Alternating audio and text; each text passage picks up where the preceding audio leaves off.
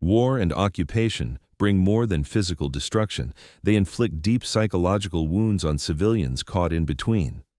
Fear, uncertainty, and constant threats create a mental landscape marked by anxiety, depression, and trauma. For many, the unbearable pressure forces impossible choices between survival and loyalty.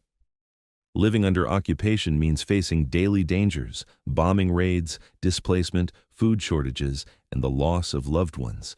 These hardships exacerbate stress, leading to symptoms of post-traumatic stress disorder, PTSD, anxiety disorders, and depression. Studies show that civilians in war zones suffer high rates of these conditions, sometimes persisting long after the fighting ends. The mental toll is especially heavy on younger people and ethnic minorities who face not only external violence, but also social exclusion and economic hardships. Women disproportionately bear the emotional burden, often responsible for protecting families under dire circumstances. This psychological environment sets the stage for moral dilemmas, when fear and survival instincts push individuals toward decisions they never imagined making.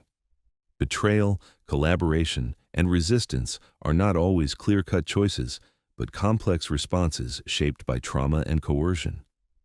Understanding this context is essential to grasp why some chose paths that history might later judge harshly. Before we explore those stories, we must acknowledge the immense human pressure that shaped every decision made under occupation. When survival is on the line, the distinction between right and wrong becomes blurred. Occupied civilians faced impossible decisions every day, often forced to choose between self-preservation and loyalty to their country or community. Fear was a powerful motivator. The threat of violence, imprisonment, or death made resistance dangerous and sometimes lethal. For many, cooperating with occupying forces was a calculated choice to protect themselves and their families from harsher consequences. In other cases, collaboration arose from coercion or manipulation. Occupiers exploited vulnerabilities, offering food, shelter, or safety in exchange for information or assistance. This created a climate of distrust and suspicion within communities, breaking down bonds of trust. Yet, the lines were not always clear. Some individuals collaborated to save lives, smuggling food to neighbors, warning of raids, or quietly undermining enemy efforts. Others resisted openly, paying steep prices for their defiance. These choices highlight the moral complexity of life under occupation. Humans are neither purely heroes nor villains, but reflect a spectrum of responses shaped by circumstance, fear, and hope. Understanding this helps us move beyond judgment to empathy and a deeper grasp of wartime realities. The human stories behind betrayal are filled with fear, regret, and complex motivations. Confessions from those who betrayed their own communities reveal a tapestry of desperation, survival instincts, and sometimes deep remorse. Many who collaborated with occupiers felt trapped between self-preservation and guilt. Some provided information or assistance out of fear of punishment or to protect their families. Others were coerced or manipulated, caught in situations where refusal meant death or torture. One man recalls how he passed information reluctantly, never imagining the impact it would have on neighbors, later arrested or deported. Another woman spoke of the shame she felt years after providing minor assistance to soldiers, even when it saved her child from starvation. Contrasting these are stories of those betrayed, neighbors turned spies, friends becoming informants. The shattered trust tore communities apart, leaving scars that lasted long after the war's end. Yet, within these testimonies is a shared humanity, a recognition of the impossible choices faced by ordinary people. These personal narratives challenge simplistic views of heroes and villains, inviting deeper understanding of war's moral ambiguity. Occupation is like a gangrene that kills the healthy cells of society's fabric. It leaves deep social scars that may last decades after the last soldier leaves. Economically, most people found themselves in abject poverty. Their incomes shrank to almost nothing. Many could barely buy enough food to survive as occupying forces requisitioned supplies for their own use.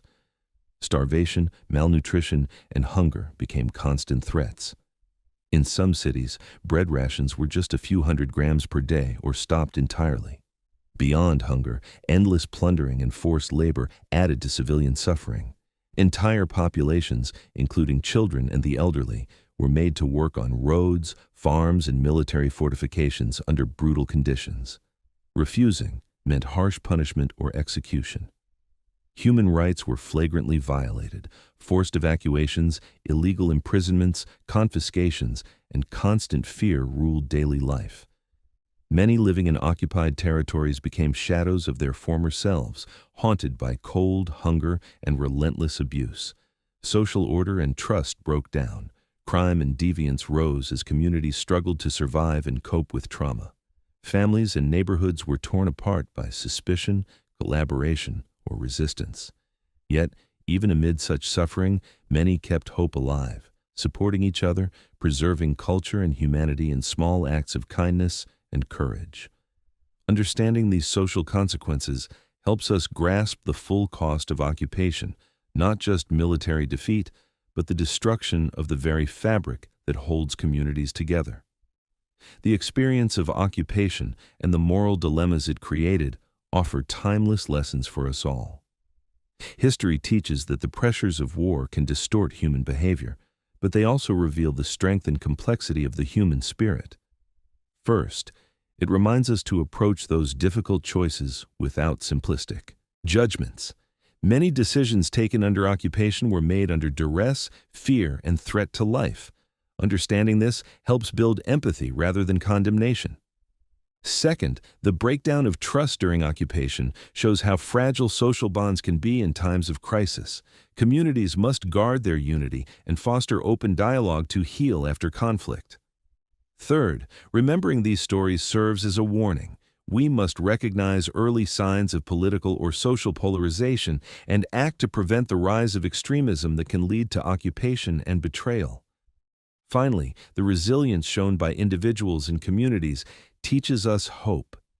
Even in darkest times, human dignity and courage can prevail.